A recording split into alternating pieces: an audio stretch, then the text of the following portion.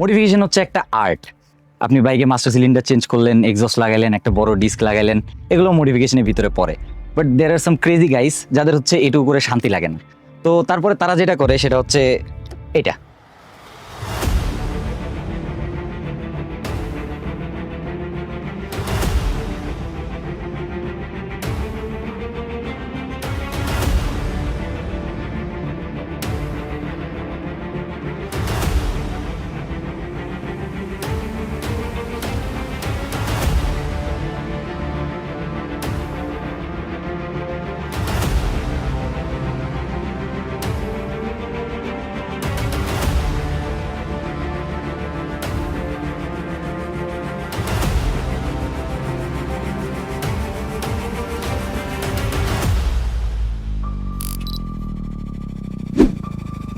এটা হচ্ছে একটা জিএসএক্সআর, ইয়েস জিএসএক্সআর 150, বাংলাদেশে অফিসিয়ালি যেটা সেল হয় ওইটাই।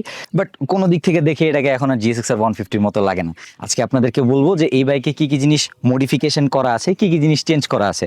বলতে গেলে আগাগোড়া সবই চেঞ্জ করা আছে। আমি কোনো কিছুর প্রাইস মেনশন করতেছি না আপনাদেরকে, কাজ প্রাইস যদি হিসাব করতে যাই তাহলে এই বাইকে যা যা আছে মোটামুটি অনেক টাকা হয়ে যাবে। অ্যান্ড 10-12 লাখ টাকার বাইক এখন বাংলাদেশে বলতে পারেন মডিফিকেশন সেক্টরে একটা জোক। কেউ আসলে এগুলো চিন্তা করে মড করেও না যে কয় টাকা হইলো লাস্টে বাইকটা দেখতে কেমন লাগতেছে, এইটাই সবার প্রাইমারি গোল থাকে। প্রথমে চলুন সব থেকে বড় যেই চেঞ্জটা, মানে সামনে থেকে সব থেকে বড় যেটা দেখা যাচ্ছে ওটা নিয়ে কথা বলি। সামনের সাসপেনশনটা চেঞ্জ করা, এটা হচ্ছে R15 এর যে KYB সাসপেনশনটা থাকে ওইটা ডুয়েল ডিস্ক করা। ডুয়েল ডিস্ক করার জন্য রিমটাও চেঞ্জ করা, এটা হচ্ছে ভিরসি রিম। টায়ার চেঞ্জ করা, ডিস্ক হচ্ছে DND ডিস্ক, দুই পাশে 320 মিলিমিটার। ব্র্যাম্বোর ক্যালিপার, এইটাও দুই পাশেই আছে অ্যান্ড বোথ সাইড ফাংশনাল। দুই পাশেই ক্যালিপার কাজ করে, দুই পাশেই ডিস্কগুলা ব্রেক ধরতে হেল্প করে। এরপর হচ্ছে এই যে ক্যালিপারটা লাগানোর জন্য এখানে যে বটম শকটা, এই বটম শকটাও চেঞ্জ করা, কারণ হচ্ছে এটা হচ্ছে রেডিয়াল ক্যালিপার। R15 এর এই KYB সাসপেনশনের সাথে স্টক যে বটম শকটা আসে এটা হচ্ছে আপনার এক্সিয়াল ক্যালিপারের জন্য। হ্যাঁ, ওখানে ক্লাম করেও লাগানো যায়, বাট ওলিন্সের যে বটম শকটা এটা হচ্ছে আপনার দেখতেও সুন্দর লাগে অ্যান্ড পারফেক্টলি ফিটও হয়, ফিনিশিংটাও ভালো হয়। তো দুই পাশে এই বটম শক চেঞ্জ করা অ্যান্ড হচ্ছে আপনার এই ব্র্যাম্বোর ক্যালিপার লাগানো। মোটামুটি যদি দুইটা ক্যালিপার, এই সাসপেনশন, এই ডিস্ক, রিম এগুলার হিসাবে আসি, এগুলা দিয়ে আরেকটা বাইক কেনা যাবে। এরপর আসি বাইকের একদম ফ্রন্ট ফেসের দিকে। ফেসের দিকে আসলে পরে হেডলাইট স্টক, মাস্কটাও স্টক, কজ এই জিনিসগুলো আর কি ওইরকম পারফেক্ট কোনো কিছু পাওয়া যায় না এই স্টক জিনিসগুলোকে রিপ্লেস করার জন্য। এখানে দুইটা হচ্ছে উইংলেট আছে, উইংলেটগুলো হচ্ছে মিরর সহ, এগুলো হচ্ছে H2 ইন্সপায়ার্ড উইংলেট। বাংলাদেশে এইটাই সব থেকে ভালো উইংলেট পাওয়া যায়, যেটা হচ্ছে H2-র ক্লোজ একটা লুকিং দেয়। মানে H2-তে যে উইংলেট থাকে H2R ওই রকম একটা লুক দেয় এই উইংলেটটা। অ্যান্ড এখানে বড় একটা উইংলেট আছে, এই জিনিসটা সামনে থেকে একটা ওয়াইড লুক দেয়। অ্যান্ড জিএসএক্সআর যখন সুজুকি বিল্ড করে তাদের তো টার্গেটই ছিল যে লাইট ওয়েট বানানো, কম্প্যাক্ট বাইক বানানো। তো তারা বিল্ড করছে ওইভাবে যে চিপা ছোট্ট একটা বাইক, বাট একটু ওয়াইড হলে আর কি রোড প্রেজেন্স ভালো হয়। তো সেই হিসেবে এই দুটো জিনিস ওয়াইড করা। অ্যান্ড এখানে আরেকটা সুবিধা দিয়েছে, দুইটা ফগ ল্যাম্প আছে এখানে। অ্যান্ড এই ফগ লাইটগুলো হচ্ছে এই উইংলেটের ভিতরে ঢাকা পড়ে গেছে, তো সামনে থেকে দেখলে এই উইংলেটের জন্য ফগ লাইটগুলো আর দেখা যায় না। এরপরে মাডগার্ডটাও চেঞ্জ করা অ্যান্ড সামনের টায়ারটাও চেঞ্জ করা। টায়ার খুব বেশি ওয়াইড না, 110 সেকশন, বাট রিমের জন্য অনেক ওয়াইড লাগতেছে। অ্যান্ড এটা হচ্ছে CST মিগ্রা S3N 110 সেকশনের যে টায়ারটা ওইটা। পিছনের দিকেও একটা সুন্দর জিনিস আছে, এই যে টায়ারটা CST মিগ্রা S3N 160 সেকশন, বাট পিছন থেকে এই বাইকের টায়ারের যেরকম লুকস আসে দেখে মনে হয় 180 সেকশন। যেরকমটা আমি আপনাদেরকে বললাম যে সামনে এবং পিছনে দুইটা রিম চেঞ্জ করা। অ্যান্ড এই রিম চেঞ্জ করার কারণে রিমগুলো যেহেতু একটু ওয়াইড, এই জন্য টায়ারগুলো আরও একটু ওয়াইড দেখা যায়। তো এটা পিছন থেকে দেখে মনে হয় একটা 180 সেকশন টায়ার। এরপর হচ্ছে ডিস্কটা চেঞ্জ করা, এখানে হচ্ছে হোস পাইপটা চেঞ্জ করা, এটা হেলের হোস পাইপ। পিছনে যে ক্যালিপারটা এটা হচ্ছে একটা 4 পিস্টন ক্যালিপার। অ্যান্ড অন্যান্য বাইকে আপনারা যেরকম দেখেন টুইন পিস্টন ক্যালিপার থাকে পিছনে ম্যাক্সিমাম বাইকে, যারা আপগ্রেড করে লাগায়। স্টকে থাকে single piston. And maximum twin piston ক্যালিপারগুলো হচ্ছে আপনার এক্সিয়াল মাউন্টিং এর সাথে থাকে, বাট এটা একটা রেডিয়াল ক্যালিপার, রেডিয়াল মাউন্টিং এর সাথে। অ্যান্ড এটা হচ্ছে একটা 4 পিস্টন ক্যালিপার, এই পাশেও দুইটা পিস্টন, ওই পাশেও দুইটা পিস্টন। এরপরে এখানে ফুটরেস্টটা চেঞ্জ করা, না এটা নুইয়েরও না RCB'রও না, এটা হচ্ছে RSB রেসিং এর। এটাও আমি খুব কম বাইকে দেখছি, মানে সত্যি কথা বলতে গেলে এই বাইকে ফার্স্ট টাইম দেখলাম। এর আগে RSB রেসিং এর ফুটরেস্ট দেখি নাই। এখন অনেকগুলো ব্র্যান্ডের ফুটরেস্ট পাওয়া যায় জিএসএক্সআর এর জন্য। ব্রেক পাম্প যে পিছনেরটা এটা হচ্ছে স্টক, অ্যান্ড পিছনের যে অয়েল পটটা এটা হচ্ছে বনামিকি রেসিং এর। এখানে হচ্ছে পাইপটাও শর্ট করা। এরপরে এক্সস্ট, খুবই দামি একটা জিনিস, স্করপিয়ন সার্কিট ট্যাপার, এটা আছে এখানে। অ্যান্ড সুইং আর্মটা যে আপনারা হয়তো এতক্ষণে খেয়াল করেছেন, এটা GSX-R এর সুইং আর্ম না, এটা হচ্ছে R15 এর সুইং আর্ম। এটা হচ্ছে R15M এ আসে এই সুইং আর্মটা, সিলভার কালার। পিছনের যে মনোশক সাসপেনশনটা এটাও চেঞ্জ করা, এটা হচ্ছে RCB এর একটা সাসপেনশন এন্ড এটা দুইভাবে অ্যাডজাস্ট করা যায়। প্রথমত আপনি হাইটটা একটু অ্যাডজাস্ট করতে পারবেন, দ্বিতীয়ত সাসপেনশনটা স্টিফ হবে নাকি সফট হবে এটাও আপনি একটু অ্যাডজাস্ট করতে পারবেন। এরপরে আসি ইঞ্জিনের দিকে। না ভাই, অনেক কিছু চেঞ্জ করছে, ইঞ্জিন চেঞ্জ করা না। ইঞ্জিন স্টক আছে বাইকেরটা, বাট ইঞ্জিনের উপরে দুই পাশে দুইটা কভার লাগানো আছে, প্রোটেক্টিভ কভার। তো বাইক যদি কখনো ক্র্যাশ করে ইঞ্জিনে তেমন কোনো ড্যামেজ আসবে না। এই যে কভারগুলো লাগানো আছে, ক্র্যাশের যে ইম্প্যাক্টটা এটা অনেকটুকুই নিজেরা নিয়ে নিবে। অ্যান্ড এটা হচ্ছে জিবি রেসিং এর কভার। এটা হচ্ছে প্লাস্টিকের, কার্বন ফাইবার না, বাট কার্বন ফাইবার ট্রিটমেন্ট দেওয়া উপরে, মানে এটা হচ্ছে হাইড্রোডিপ করা। ওই পাশেও আছে ক্লাচ সাইডে, ওটাও হাইড্রোডিপ করা। এরপরে বেলি প্যানটা, যে বেলি প্যানটা স্টক আছে অ্যান্ড হচ্ছে বেলি প্যানের উপরে আপনার কার্বন ক্লথিং করা, মানে উপরে আরো এক লেয়ার কার্বন ফাইবার বসানো, অরিজিনাল কার্বন ফাইবার। এরপরে হচ্ছে বডি কিটটা, যে এটাও কিন্তু কাস্টমাইজ করা। নর্মালি GSX-R এ এটুকু কিন্তু এরকম থাকে না, এটা হচ্ছে হায়াবুসা ইন্সপায়ার্ড কাস্টমাইজেশন। মাঝখানে এখানে কেটে এখানে একটা নেট লাগানো, এন্ড এই যে ডিজাইনটুকু এটুকু হচ্ছে হায়াবুসা থেকে ইন্সপায়ার্ড। এরপরে একটা কন্ডম ট্যাঙ্ক লাগানো আছে। GSX-R এর যে স্টক ট্যাঙ্কটা সাইজে খুবই ছোট, দেখতে খুব বেশি ভালো লাগে না, তো একটা ট্যাঙ্ক লাগালে একটা বাল্কি লুক আসে, এটা দেখতে ভালো লাগে। অ্যান্ড এখানে ব্যাক প্যানেল, GSX-R এর ব্যাক প্যানেলও প্রচুর পরিমাণে স্লিম। এখানে একটা আফটার মার্কেট ব্যাক প্যানেল লাগানো, যেটা হচ্ছে স্টক ব্যাক প্যানেলের উপর দিয়ে বসে। অ্যান্ড এটা হচ্ছে ইন্দোনেশিয়া থেকে ইম্পোর্ট করা। এটা হচ্ছে GSX-R 150 জন্য প্লাগ এন্ড প্লে একটা ব্যাক প্যানেল, যেটা হচ্ছে সিট কাউলের সাথে আসে। অ্যান্ড এটার যে লুকসটা, এটা অনেকটাই R1 এর ব্যাক প্যানেল যেরকম, ওরকম একটা লুকস দেয়। অ্যান্ড এটা একটু ইউনিক জিনিস, এটা আমি এই বাইকে এইবারই ফার্স্ট টাইম দেখেছি। অ্যান্ড এরপরে পিছনে যে টেল লাইটটা, এটা হচ্ছে GSX-R 1000 এর যে টেল লাইটটা থাকে, ওই জেনুইন টেল লাইটটা এটাতে লাগানো। এরপরে আসি বাইকের ককপিট ভিউয়ে, মানে রাইডার্স পয়েন্ট অফ ভিউতে। এখানে হচ্ছে সামনে যেহেতু আপনার সাসপেনশনটা চেঞ্জ করে, এই জন্য ক্রাউনটাও চেঞ্জ হবে। বাইকের টিটাও কিন্তু চেঞ্জ করা, সাসপেনশনের সাথে ওটা চেঞ্জ হয়ে যায়। এই ক্রাউনটা হচ্ছে শার্ক পাওয়ারের। অ্যান্ড হচ্ছে এখানে দুইটা প্রিলোড অ্যাডজাস্টার লাগানো, এই দুইটা হচ্ছে SYRC সম্ভবত।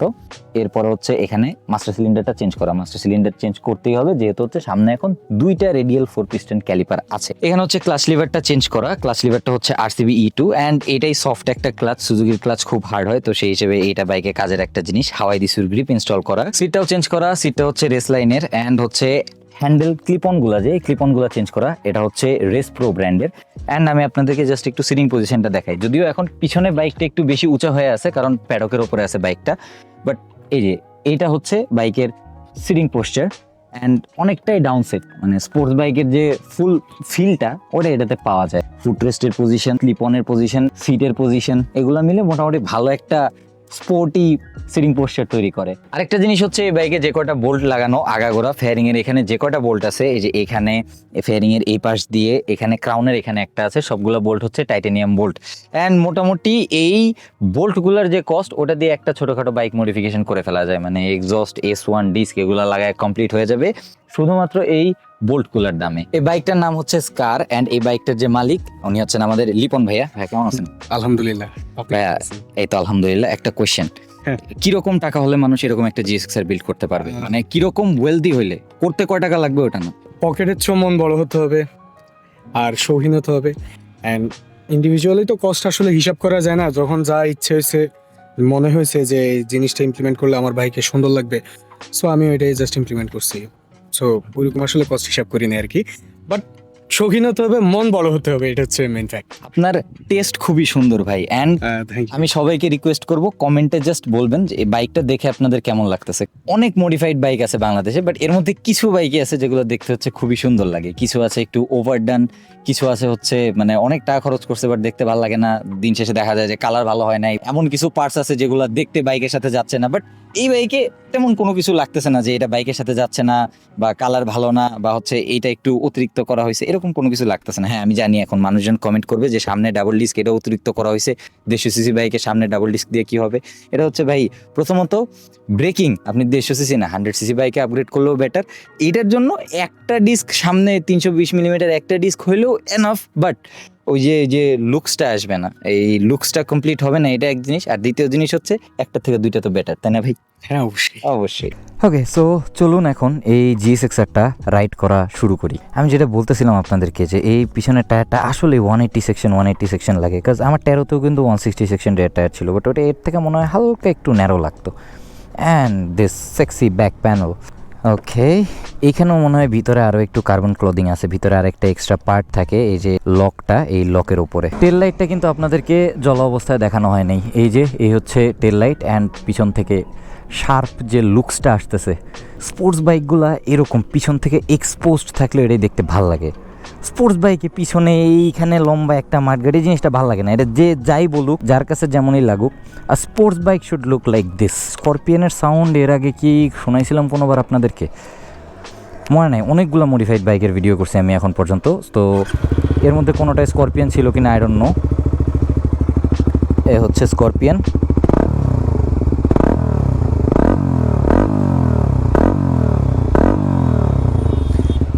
অ্যান্ড হচ্ছে এটা একটা ডিবি কিলার থাকে, বাট ডিবি কিলারটা আপাতত খোলা। স্করপিয়ন অরিজিনালটার সাথে ডিবি কিলার আসে, স্করপিয়নের আবার কপিও পাওয়া যায়, কপির সাথে ডিবি কিলার আসে না। অ্যান্ড কপির সাথে এই যে এইখানকার যে জিনিসটা, এটা একটু অন্যরকম হয় কপিতে।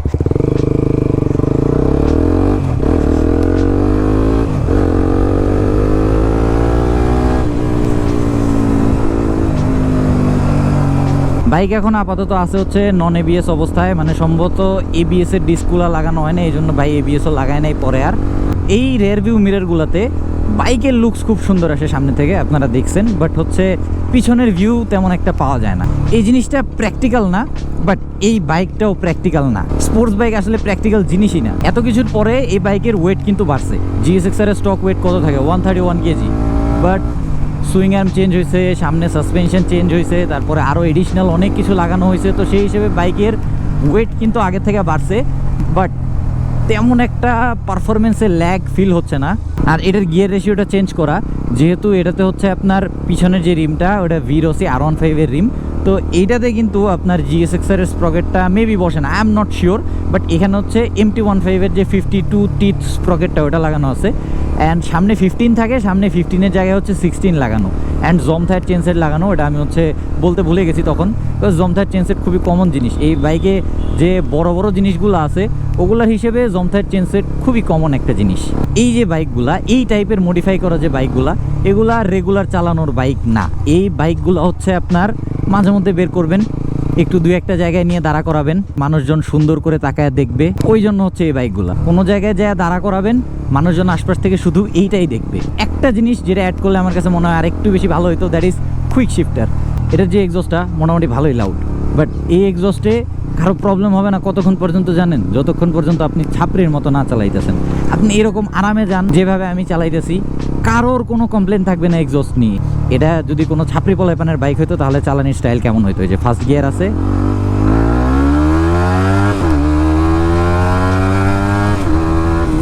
এইভাবে।